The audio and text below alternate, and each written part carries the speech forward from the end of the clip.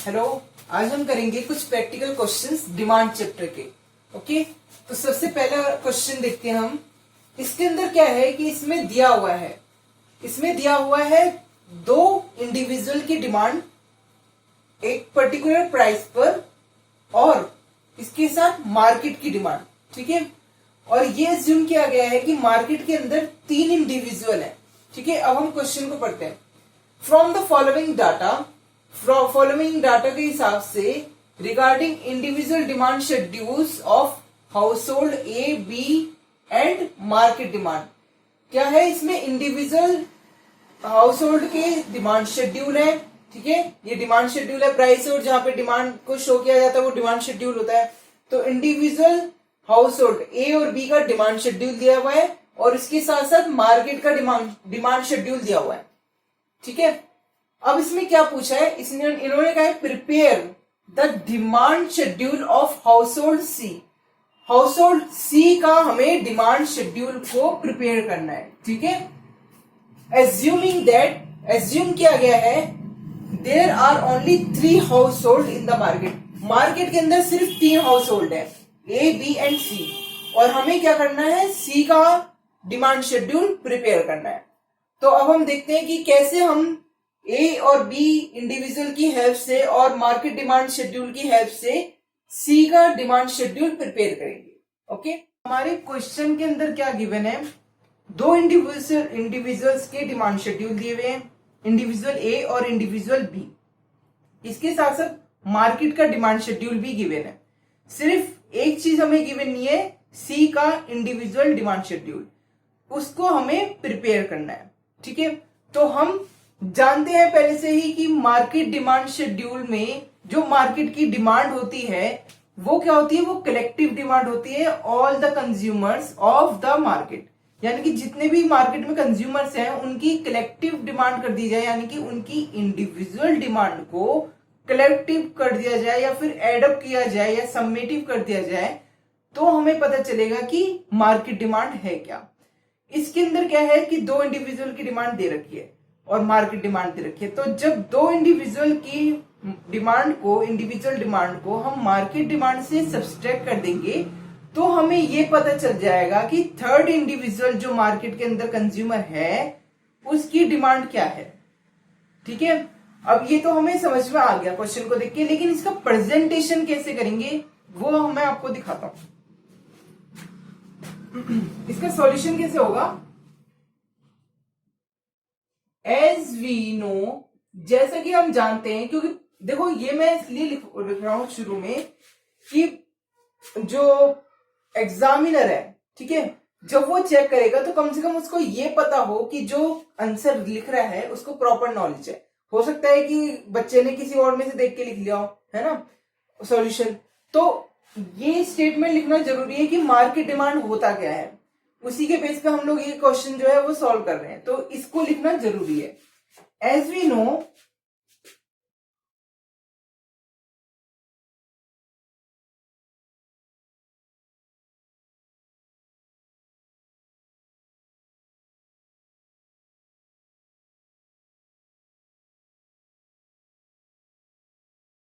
Market demand क्या है? वो कलेक्टिव डिमांड है, किसकी? Of all the individual household of the market, यानी कि हर एक इंडिविजुअल हाउस होल्ड जो है उसकी जो कलेक्टिव डिमांड है, उन सभी की कलेक्टिव डिमांड जो है वो है मार्केट डिमांड।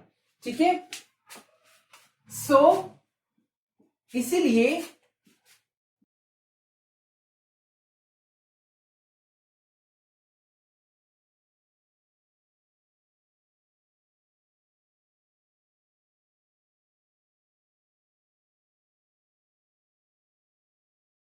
इसका मतलब है कि जो मार्केट डिमांड है वो क्या है?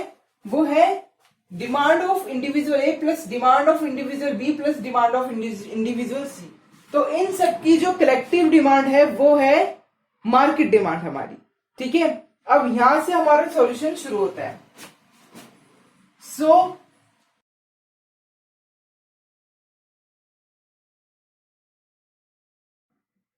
इंडिविजुअल सी की क्या डिमांड होगी?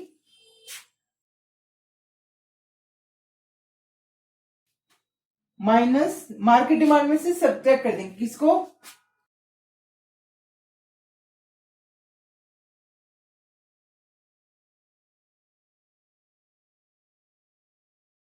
जब हम मार्केट डिमांड में से इंडिविजुअल ए और इंडिविजुअल बी इन दोनों की डिमांड को सब्सट्रैक्ट कर देंगे तो हमें पता चल जाएगा कि इंडिविजुअल सी की डिमांड है क्या। ठीक है, अब आता है न्यूमेरिकल पार्ट कि न्यूमेरिकल हम कैसे करेंगे, इसमें तो कैलकुलेशन दिखानी है। अब तो हमें क्वेश्चन में दिया हुआ था कि अलग अलग प्राइस पर इंडिविजुअल्स की अलग अलग डिमांड है। ठीक है, जैसे पहले केस में प्राइस था हमारा 7 रुपीज, तो 7 रुपीज पे ए की डिमांड है 20 यूनिट्स, बी की डिमांड है 16 यूनिट्स, मार्केट डिमांड कितनी है 51 यूनिट्स। तो अब हम देखेंगे कि सी की डिमांड कितनी है। अब हम क्या करेंगे कि हम लोग जो इक्वेशन थी उसको एक बार लिख लेंगे।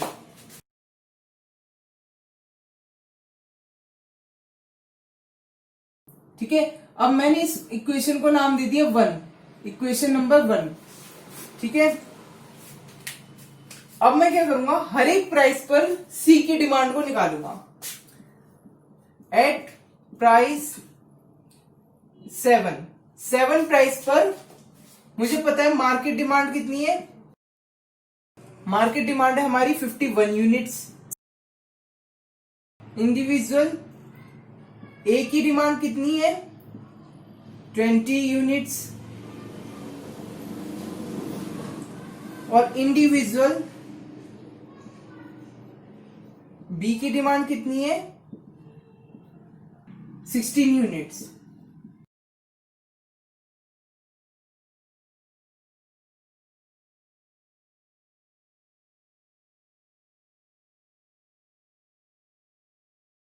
इक्वेशन 1 के अंदर मैं इन सब की जो वैल्यू है उसको पुट कर दूंगा, फिर मुझे क्या मिलेगा, डिमांड ऑफ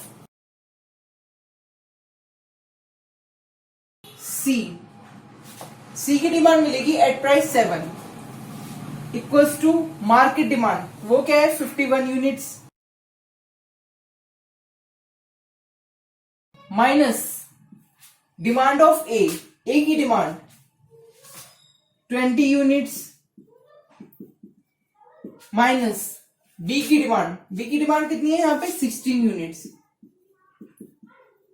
ठीक है, आंसर क्या निकला 15 यूनिट्स। ये हो गई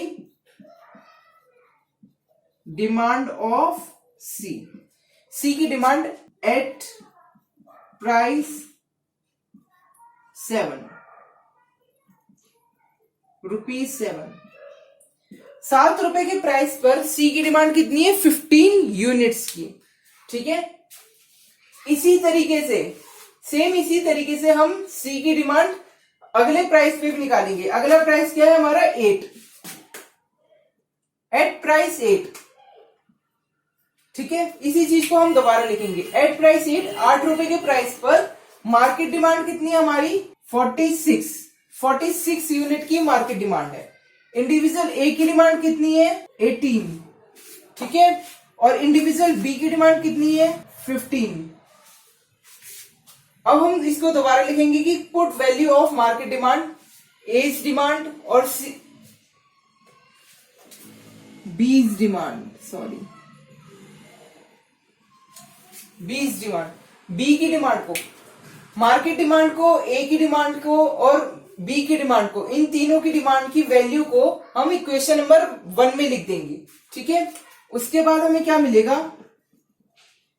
46 यहां पे मार्केट डिमांड की जगह आ गया, माइनस ए की डिमांड कितनी है 18 यूनिट्स, फिर बी की डिमांड वो कितनी है 15 यूनिट्स। ठीक है, तो इसकी कैलकुलेशन करने के बाद हमारा आंसर क्या आया बताओ 13 यूनिट्स का।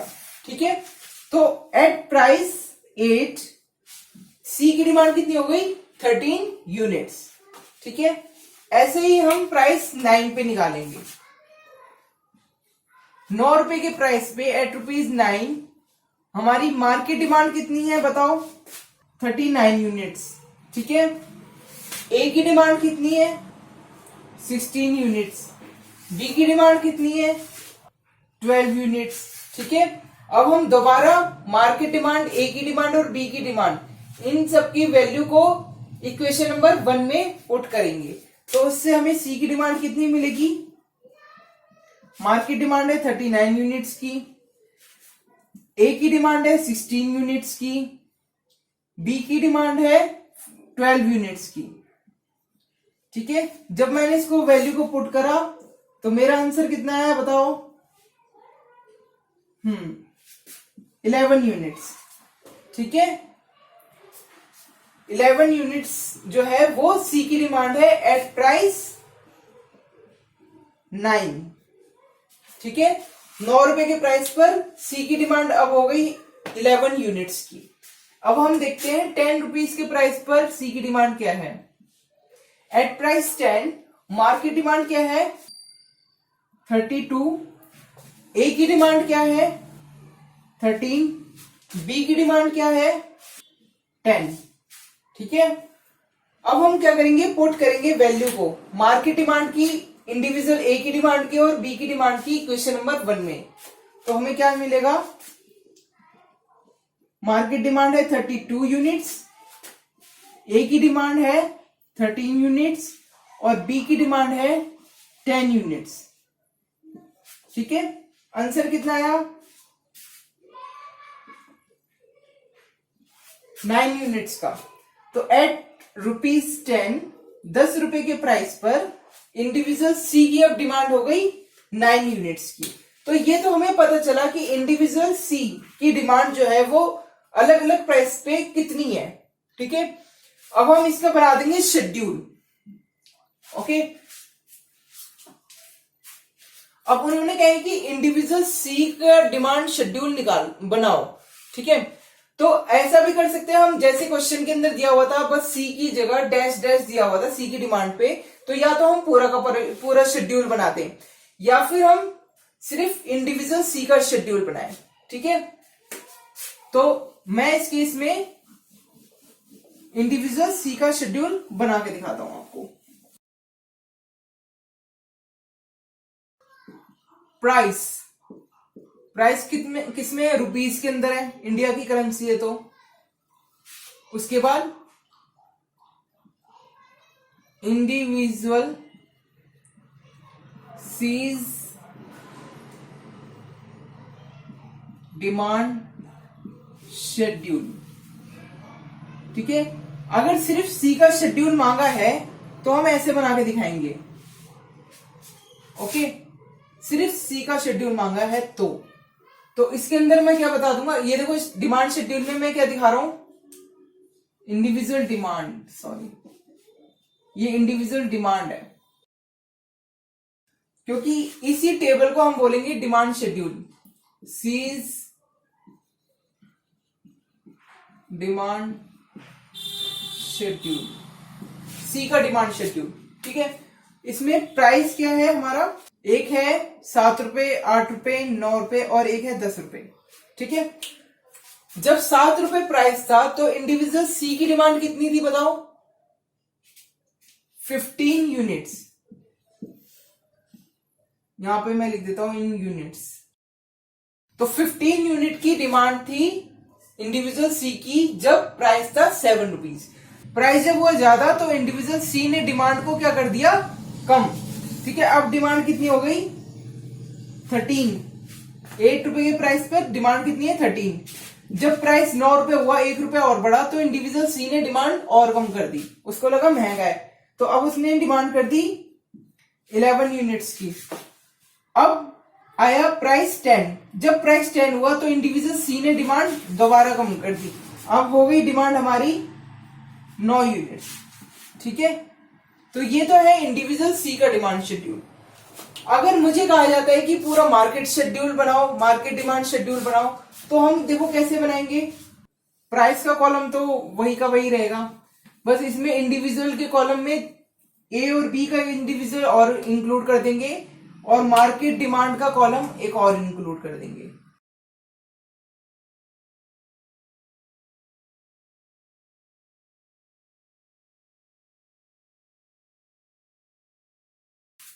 इंडिविजुअल ए की डिमांड कितनी थी 20 यूनिट्स की, ठीक है, 7 रुपए के प्राइस पर, और बी की थी 16, और सी की कितनी निकल के आई थी 15, ठीक है, और मार्केट डिमांड हमारी कितनी थी 51, ठीक है।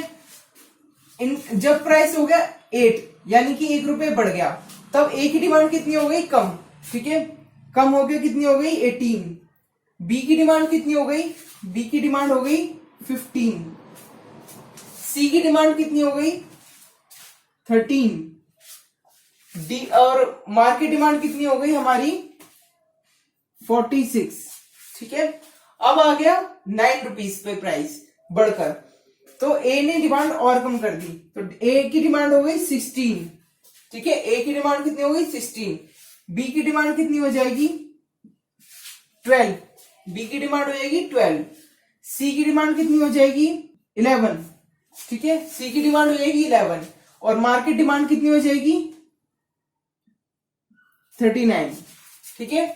अब आ गया प्राइस बढ़कर 10 रुपीज पर ए की डिमांड कितनी है 13, ए की डिमांड है 13, बी की डिमांड कितनी है 10, सी की डिमांड कितनी है 9, मार्केट डिमांड कितनी हो गई 32, ठीक है। तो ये हुआ मार्केट डिमांड शेड्यूल, ठीक है, ये हुआ मार्केट डिमांड शेड्यूल। तो ये था हमारा क्वेश्चन नंबर 1। अब हम करेंगे क्वेश्चन नंबर 2। अब हम देखते हैं question number 2। Suppose there are 3 consumers, मान लीजिए कि यहां पर 3 कंज्यूमर हैं इन अ पर्टिकुलर मार्केट, एक पर्टिकुलर मार्केट में। कंज्यूमर कौन है ए बी और सी, 3 कंज्यूमर्स है। Their demand schedules are given in the following table, इनके डिमांड शेड्यूल दिया हुआ है फॉलोइंग टेबल के अंदर, ठीक है। प्रिपेयर मार्केट डिमांड शेड्यूल, अब इनकी हेल्प से मार्केट डिमांड शेड्यूल को हमें प्रिपेयर करना है।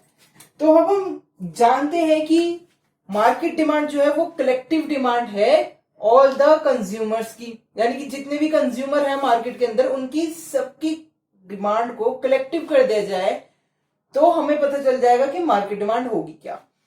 तो हम इसी के अंदर टेबल के अंदर ही हम सॉल्यूशन दे देंगे, ठीक है। लेकिन सॉल्यूशन से पहले हमें एक लाइन लिखनी पड़ेगी।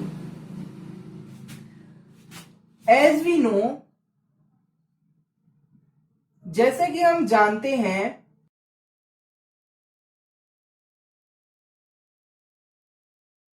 यानी कि मार्केट के जितने भी सारे कंज्यूमर हैं उनकी डिमांड को जब हम कलेक्टिव कर देते हैं तो उससे हमें पता चलता है कि मार्केट डिमांड है क्या। देयरफॉर, तो हमें पता चला कि मार्केट डिमांड क्या है, demand of A, demand of B और डिमांड ऑफ सी। अब हम क्या करेंगे, सॉल्यूशन में इस टेबल को दोबारा बनाएंगे और इसमें एक और कॉलम ऐड कर देंगे जिसका नाम होगा मार्केट डिमांड का। तो यहां पर हम एक कॉलम बना देंगे मार्केट डिमांड, ठीक है, एक कॉलम एक्स्ट्रा बना दिया मैंने। इसको बड़ा ही बनाओ क्योंकि अब हम क्या करेंगे, इसी कॉलम में एक फॉर्मूला लिख देंगे। इन तीनों की डिमांड को हमने जब कलेक्टिवली लिया या फिर एडअप किया तब हमें पता चल गया मार्केट डिमांड किसकी टर्म में, यूनिट्स की टर्म में, इन यूनिट्स, ठीक है। ऐसे ही सारी की सारी रो बनाएंगे हम, पांचों की पांचों रो। ये मैंने रोज बना दी। अब मैं क्या करूंगा, इन सबका एडअप कर दूंगा। 60 plus 30 equals to 90, 90 plus 70 equals to what, 160, ठीक है। तो मार्केट डिमांड कितनी हो गई 160। जब मैंने ए की डिमांड, बी की डिमांड, सी की डिमांड, इन तीनों को ऐड कर दिया तो मुझे पता चला मार्केट डिमांड है 160। अब जब प्राइस हुआ 2 रुपए बढ़कर, 1 रुपए से 2 हुआ तो इंडिविजुअल ने डिमांड, ए ने करी 40, बी ने करी 25, सी ने करी 65। अब मैं इन तीनों को ऐड अप कर दूंगा, इससे मुझे पता चलेगा कि मार्केट डिमांड है 130 यूनिट्स की। अब प्राइस जब हुआ 3, ए ने डिमांड कर दिया 32, बी ने डिमांड किया 18, सी ने डिमांड करा 50। अब मैं इसको एडअप कर दूंगा और इससे मुझे पता चलेगा कि मार्केट डिमांड है 100। ठीक है। उसके बाद जब प्राइस हो गया 4, ए की डिमांड हुई 25, बी की हुई 15, सी की हुई 30, मार्केट डिमांड कितनी हो गई अब 70। ठीक है। प्राइस हुआ 5, ए ने डिमांड किया 18, बी ने किया 0, सी ने किया 22। अब मार्केट डिमांड कितनी हो गई 40। ठीक है। तो इसके थ्रू भी हम सॉल्यूशन दिखा सकते हैं एग्जाम के अंदर। ठीक है। तो ये हुआ क्वेश्चन नंबर 2 का सॉल्यूशन। अब हम देखेंगे क्वेश्चन नंबर 3। थर्ड क्वेश्चन क्या कह रहा है, on the basis of information के बेस पे जो कि गिवन है इस वाले टेबल में, फॉलोइंग टेबल में, प्रिपेयर करो demand schedule for 3 commodities. 3 commodities है ए, बी और सी। इनके ऊपर इतना इतना एक्सपेंडिचर किया गया है। ठीक है। अब इनका डिमांड शेड्यूल बनाना है, तो हमें यह बताना है कि ए की डिमांड कितनी की जा रही है, बी की डिमांड कितनी की जा रही है और सी की डिमांड कितनी की जा रही है इन पर्टिकुलर प्राइसेस के ऊपर। क्वेश्चन नंबर 3 के जब हम सॉल्यूशन करेंगे तो इसके अंदर हमें एक स्टेटमेंट को लिखना पड़ेगा। वो स्टेटमेंट क्या है, एज वी नो, जैसे कि हम जानते हैं, the expenditure is the quantity demanded multiply by it's price. जब हम कोई एक्सपेंडिचर करते हैं तो वो किस पे करते हैं, जो क्वांटिटी हमने परचेज करी है, तो हमें कितना पे करना पड़ता है, quantity multiply by it's price. तो एक्सपेंडिचर वो क्या है, quantity demanded multiply by it's price. तो इसके अंदर क्या दिया हुआ है, एक्सपेंडिचर दिया हुआ है, खर्चा कितना किया गया है किस गुड के ऊपर और किस प्राइस पे किया गया है। तो मुझे निकालना है, डिमांड शेड्यूल में क्या शो कर रहा होता है, प्राइस और क्वांटिटी डिमांडेड। ठीक है। तो क्वांटिटी डिमांडेड को निकालने के लिए मुझे क्या करना पड़ेगा, मुझे एक्सपेंडिचर जो मैंने खर्चा किया है उसको डिवाइड करना पड़ेगा उस पर्टिकुलर कमोडिटी के प्राइस से। ठीक है। जिस प्राइस पर मैंने जिस कमोडिटी पे जितना खर्चा किया है उसको डिवाइड करना पड़ेगा। तो जब मैं एक्सपेंडिचर को प्राइस से डिवाइड कर दूंगा तो मुझे पता चल जाएगा कि क्वांटिटी डिमांडेड मेरी है क्या। ठीक है। तो अभी मुझे निकालना है क्वांटिटी डिमांडेड। तो इसकी हेल्प से मैं बनाऊंगा डिमांड शेड्यूल। तो अब हम देखते हैं ये हम सॉल्यूशन करेंगे कैसे। मैं बनाऊंगा एक टेबल, ए कमोडिटी का डिमांड शेड्यूल। प्राइस दिया हुआ है, अलग अलग प्राइसेस दिए हुए हैं। वो प्राइस क्या है, ₹2, ₹3, ₹4। ठीक है। अलग अलग प्राइसेस दिए हुए हैं। अब मुझे निकालना है क्वांटिटी डिमांडेड। तो अब मैं वो कैसे निकालूंगा, तो उसका फॉर्मूला भी मैंने क्या लिखा था, एक्सपेंडिचर अपॉन प्राइस। अब इसके अंदर देखो, कमोडिटी ए के केस में एक्सपेंडिचर जब प्राइस 2 था तो एक्सपेंडिचर किया गया ₹6। ठीक है। एक्सपेंडिचर डिवाइडेड बाय प्राइस 2, ये कितना आया 3। ठीक है। क्वांटिटी डिमांडेड 3 करी होगी ₹2 के प्राइस पे, तभी हमारा एक्सपेंडिचर ₹6 हुआ। जब प्राइस हो गया ₹3, ठीक है, तब हमारा एक्सपेंडिचर हुआ ₹6। 6 डिवाइडेड बाय 3। तो जब ₹3 प्राइस था तब भी हमने ₹6 का ही एक्सपेंडिचर किया। तो उसमें क्वांटिटी डिमांडेड उस टाइम कितनी करी होगी, हमने 2 क्वांटिटी डिमांड करी होगी, 2 यूनिट। ठीक है। 2 यूनिट क्वांटिटी डिमांड करी होगी। अब हम जब प्राइस हो गया बढ़कर ₹4 हो गया, तब कंज्यूमर ने एक्सपेंडिचर किया ₹6 का। तो यहां पर अब हम निकालेंगे quantity demanded. 6 divided by 4 equals to 1.5 1.5 unit. ठीक है, जैसे कि अगर हम आटे की बात लें, मान लिया कॉमोडिटी ए जो है वो आटा है, जब प्राइस 2 रुपए पर केजी था तो वो 3 किलो ले रहा था। जब प्राइस 3 रुपए पर केजी था मान लो, तो कंज्यूमर जो था 2 किलो ले रहा था। जब प्राइस 4 रुपए पर केजी हुआ तो कंज्यूमर ने डिमांड करा 1.5 किलो। ठीक है, तो हमें लॉ ऑफ डिमांड भी दिख रहा है, जैसे जैसे प्राइस बढ़ रहा है वैसे वैसे कंज्यूमर जो है डिमांड को अपनी कम कर रहा है।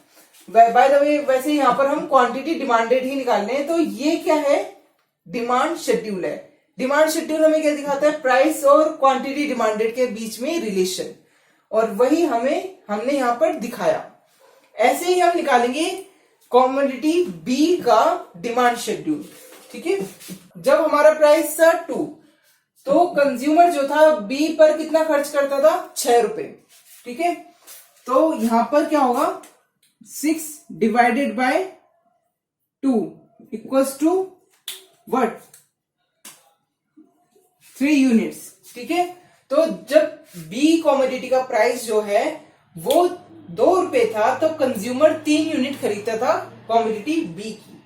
अब क्या हुआ, जैसे ही प्राइस बढ़ गया, कॉमोडिटी बी का प्राइस हो गया 3 रुपए, तब हमारे कंज्यूमर ने कितना खर्च करा उस पे, 5 रुपए। 5 divided by 3 equals to what, तो 1.6 यूनिट खरीदता था वो कंज्यूमर बी कॉमोडिटी की। अब प्राइस बढ़कर हो गया 4 रुपए, तो अब कंज्यूमर कितना खर्च कर रहा है, 4 रुपए खर्च कर रहा है बी को खरीदने में। तो अब कंज्यूमर कितनी यूनिट खरीद रहा है कॉमोडिटी बी की, 1 यूनिट। ठीक है, 4 डिवाइडेड बाय 4 इक्वल्स टू 1। तो ये है demand schedule of commodity B का। कॉमोडिटी बी का डिमांड शेड्यूल है जो कि रिलेशनशिप दिखा रहा है प्राइस ऑफ बी और क्वांटिटी डिमांडेड के बीच में। ठीक है, अब हम देखते हैं demand schedule of commodity C. अब जब प्राइस था 2 रुपीज, तब कंज्यूमर एक्सपेंडिचर करता था सी पर 6 रुपीज का। ठीक है, तो एक्सपेंडिचर करता था 6 रुपीज का। जब प्राइस था 2, तो क्वांटिटी डिमांडेड कितनी थी उस वक्त कंज्यूमर की, 3 यूनिट्स। 3 यूनिट कंज्यूमर जो है डिमांड करता था जब कॉमोडिटी सी का प्राइस था 2 रुपीज। जब प्राइस बढ़कर 3 रुपीज हो गया, तो कंज्यूमर ने एक्सपेंडिचर किया 7 रुपीज का। 7 डिवाइडेड बाय 3। ठीक है, उस वक्त क्वांटिटी डिमांडेड हमारी कितनी हो गई कंज्यूमर की, 2.3 यूनिट्स। ठीक है, तो कंज्यूमर ने कितना डिमांड किया, 2.3 यूनिट्स का। फिर जब प्राइस बढ़कर हो गया 4 रुपीज, तो कंज्यूमर ने एक्सपेंडिचर किया 8 रुपीज का सी कॉमोडिटी पे। तो उस वक्त कंज्यूमर ने क्वांटिटी डिमांडेड कितना किया, 8 डिवाइडेड बाय 4 इक्वल्स टू 2। ठीक है, यानी कि जब सी का प्राइस 4 था, तो कंज्यूमर ने एक्सपेंडिचर किया था 8 रुपीज का। तो यहां पर कंज्यूमर ने डिमांड करी थी 2 यूनिट्स ऑफ कॉमोडिटी सी। तो ये हमने देखा demand schedule of commodity A, commodity B and commodity C. ये था सॉल्यूशन क्वेश्चन नंबर 3 का। अब हम देखेंगे क्वेश्चन नंबर 4। अब आता है हमारा question number 4 which is the last question. इस वाले क्वेश्चन में डिमांड फंक्शन दिया हुआ है। डिमांड फंक्शन क्या है, QX equals to 20 minus 3PX। Demand function पहली बात तो ये दिखाता है कि क्वांटिटी डिमांडेड और प्राइस के बीच में क्या रिलेशन है। ठीक है, फंक्शन जो है वो रिलेशनशिप दिखाता है। तो इसके अंदर एक रिलेशनशिप दे रखी है क्वांटिटी में और प्राइस के बीच में। किसकी क्वांटिटी और किसका प्राइस, कॉमोडिटी एक्स का। अब हमें क्या निकालना है वैल्यू ऑफ PX, यानी कि प्राइस की वैल्यू निकालनी है जब कंज्यूमर क्वांटिटी कितनी डिमांड करेगा, 5 यूनिट, 18 यूनिट, 11 यूनिट और 14 यूनिट्स। इन यूनिट्स को डिमांड करेगा किन किन प्राइस पे, ये हमें निकालना है। ठीक है, तो हम देखते हैं सॉल्यूशन होगा क्या। सॉल्यूशन में हम लिखेंगे गिवन, दिया क्या है, सबसे पहले हम ये लिखेंगे QX equals to 20 minus 3PX। ये हमें एक डिमांड शेड्यूल गिवन है, ठीक है। इसमें QX क्या है ये बताएंगे हम। कॉमोडिटी X की क्वांटिटी डिमांडेड है QX, और PX क्या है, कॉमोडिटी X का प्राइस है PX। तो क्वेश्चन में दिया हुआ है कि अलग अलग क्वांटिटी को कंज्यूमर डिमांड कर रहा है। अब हमें ये निकालना है कि किन प्राइस पर इन क्वांटिटी को कंज्यूमर डिमांड करेगा। किसकी हेल्प से निकालेंगे, डिमांड फंक्शन की हेल्प से। तो सो गिवन क्या है, जब क्वांटिटी डिमांडेड हमारी x की क्वांटिटी कितनी है 5, जब QX हमारा 5 है यानी कि क्वांटिटी डिमांडेड कितनी है 5, तो प्राइस कितना है अब हम ये निकालेंगे। अब हम मान लेंगे कि ये जो डिमांड शेड्यूल है वो है इक्वेशन 1, ठीक है। तो हम यहां पे लिखेंगे, ठीक है, इक्वेशन 1 में जब हम वैल्यू डालेंगे QX की तो हमें क्या मिलेगा 5 इक्वल्स टू 20 माइनस 3PX। जब हम इस चीज को सॉल्व करेंगे, माइनस का 20 प्लस 5 इक्वल्स टू माइनस का 3PX, माइनस का 15 इक्वल्स टू माइनस का 3PX, माइनस माइनस कट जाएगा, PX कितना बचेगा 5, ठीक है। तो जो कंज्यूमर है वो क्वांटिटी 5 यूनिट डिमांड करता है, कब, जब क्वांटिटी का प्राइस है 5 रुपए, ठीक है। 5 रुपए के प्राइस पर कंज्यूमर 5 यूनिट डिमांड करता है। अब हम देखेंगे सेकंड केस, जब हमारा QX जो है वो है कितना 8। फिर हम दोबारा यही लिखेंगे put value of QX in equation 1। फिर हमें क्या मिलेगा, यहां पे हो जाएगा 8, 20 को इधर लेके आएंगे, फिर दोबारा से हम 5 की जगह हमारा 8 आ जाएगा। 20 में से 8 को घटाएंगे तो क्या आएगा हमारा माइनस का 12, और यहां पे रहेगा माइनस का 3PX। फिर माइनस माइनस कट जाएगा और फिर 3 चौक 12, प्राइस आएगा हमारा 4 रुपीज, ठीक है। तो इसका मतलब क्या हुआ कि 4 रुपए के प्राइस पर कंज्यूमर क्वांटिटी डिमांडेड कितना करता है 8 यूनिट की, ठीक है। अब आता है हमारा, जब क्वांटिटी डिमांडेड है हमारी 11 यूनिट्स की, ठीक है। तो दोबारा हम यही लिखेंगे कि जब हम QX की वैल्यू इक्वेशन 1 में डालेंगे तो हमें क्या मिलेगा, यहां पे आ जाएगा 11, 20 में से 11 गया तो कितना आया माइनस का 9, माइनस माइनस कैंसिल आउट, 3 तिया 9, यहां आ जाएगा ₹3। 3 रुपए के प्राइस पे कंज्यूमर क्वांटिटी डिमांडेड कितनी करता है 11 यूनिट्स की, ठीक है। अब आता है हमारा, जब क्वांटिटी डिमांडेड कितना है 14 यूनिट्स का, ठीक है। तो हम दोबारा QX की वैल्यू इक्वेशन 1 में डालेंगे, QX हो जाएगा 14, यहां पे भी 14 आ जाएगा। अब 20 में से 14 जाएंगे तो कितना होगा 6, माइनस का आएगा क्योंकि 20 का साइन माइनस का है। अब माइनस माइनस कैंसिल आउट हो जाएगा, तो 3 डिवाइडेड बाय 6 इक्वल्स टू ₹2, यानी कि 2 रुपए के प्राइस पे कंज्यूमर डिमांड करता है 14 यूनिट्स का, ठीक है। तो ये था सॉल्यूशन हमारा क्वेश्चन नंबर 4 का। इसमें हमने ये बताया कि कंज्यूमर इन क्वांटिटीज को किन किन प्राइस पे डिमांड करेगा, ठीक है। अब अगर हम इनसे पूछा जाता है कि आप इस फंक्शन को इस्तेमाल करके PX की वैल्यू निकालो और फिर इसका एक डिमांड शेड्यूल बनाओ, तो हम कैसे बनाएंगे। तो यहां पर हम एक डिमांड शेड्यूल बनाएंगे क्वांटिटी X का। क्वेश्चन में पूछा तो नहीं गया है, लेकिन फिर भी हम इस चीज को बनाएंगे। डिमांड शेड्यूल जो है वो रिलेशनशिप दिखाता है प्राइस में और क्वांटिटी डिमांडेड में, ठीक है। तो डिमांड शेड्यूल कैसे बनेगा, हम लिखेंगे पहले एक्स कमोडिटी का demand schedule, price of x किसमें, रुपीज में, quantity demanded in units, units के अंदर, ठीक है। ये तो प्राइस हो गया, ये यूनिट्स हो गया।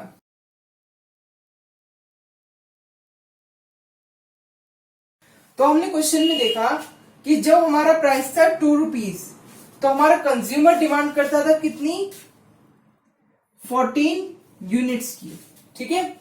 फिर जब हमारा प्राइस बढ़ गया, बढ़कर हो गया 3 रुपीज, तो कंज्यूमर ने डिमांड कम कर दी, अब हो गई कंज्यूमर की डिमांड 11 यूनिट्स की।